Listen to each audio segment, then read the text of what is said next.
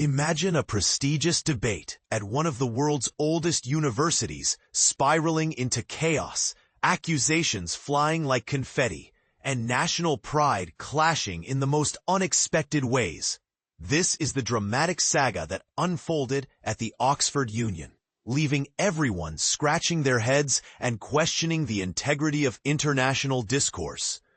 But here's where it gets controversial. Was this a genuine logistical meltdown, or a calculated move to dodge a tough conversation on India's policies?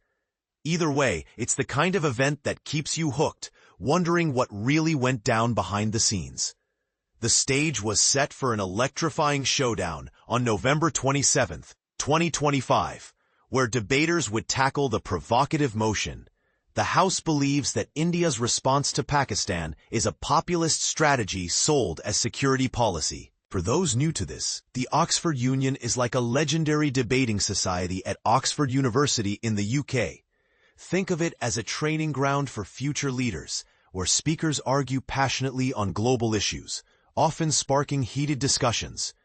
This particular event promised high stakes, pitting Indian perspectives against Pakistani ones, in what was meant to be a neutral, intellectually challenging arena.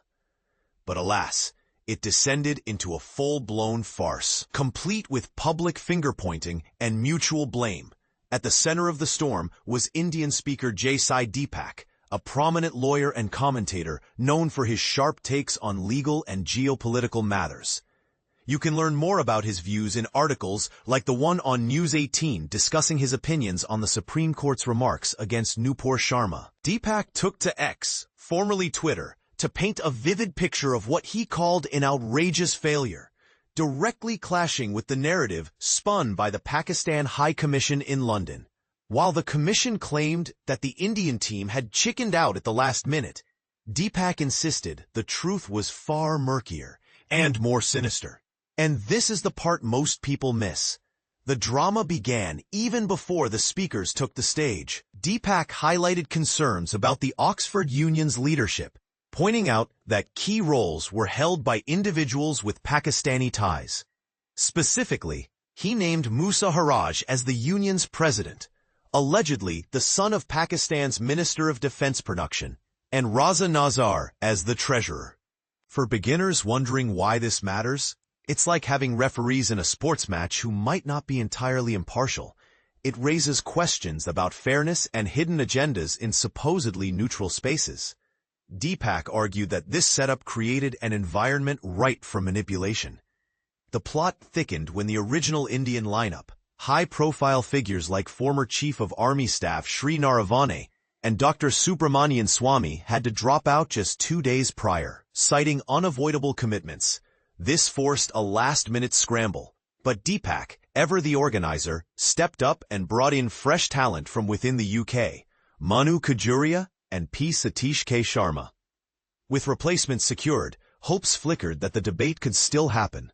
But the real collapse hit like a thunderbolt, mere hours before the scheduled start. Deepak recounted receiving a call at 3:13 p.m., informing him that the Pakistani delegation, including notable figures like Hina Rabbani Kar and Khawaja Muhammad Asif, hadn't even landed in London yet.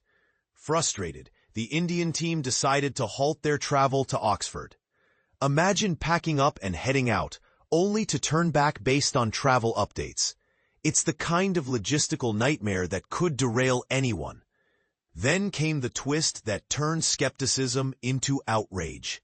Deepak claimed irrefutable proof that the Pakistani team had actually arrived and was checked into a hotel right in Oxford. This revelation led to a scathing rebuke from Deepak, accusing the Pakistani side of deserting the battlefield even before the battle begins. He suggested it smacked of cowardice, a reluctance to engage in open debate. Moreover, he slammed the Oxford Union leadership for letting the institution be dragged into the muck, essentially becoming a puppet for Pakistani interests.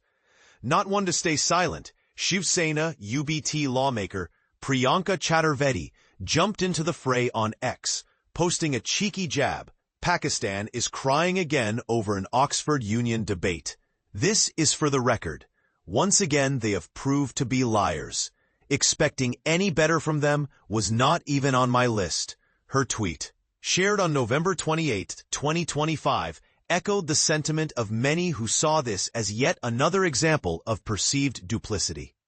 On the other side, the Pakistan High Commission issued a statement expressing regret that the Indian delegation, originally slated to include General Naravane, Dr. Subramanian Swamy, and Sachin Pilot, had withdrawn at the last minute, effectively granting a walkover to Pakistan. They portrayed this as a sign of India's lack of confidence in defending its security policies in what they called a neutral and intellectually rigorous debate.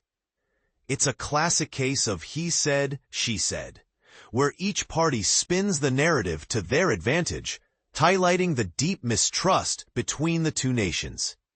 So what do you think?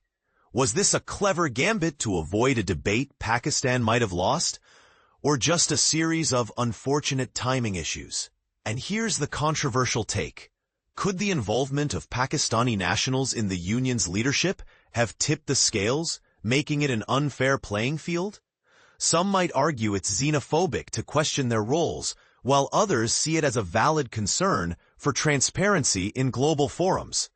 Do you agree with Deepak's accusations, or does the Pakistani side have a point about Indian withdrawal showing weakness? Share your thoughts in the comments below. Let's discuss respectfully and see if we can uncover the real story.